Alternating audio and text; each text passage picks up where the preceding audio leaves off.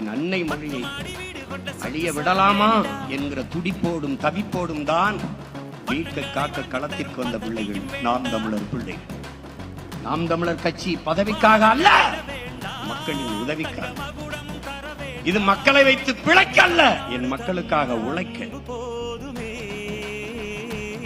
இது பணத்திற்காக அல்ல, நாங்கள் பிறந்த பெருமை மிக்க தமிழர் என்கிற இனத்திற்காக.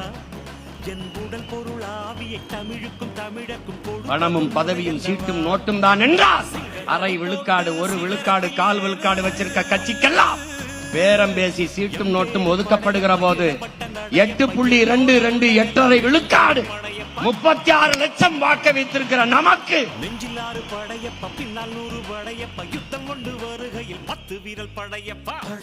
பணமா?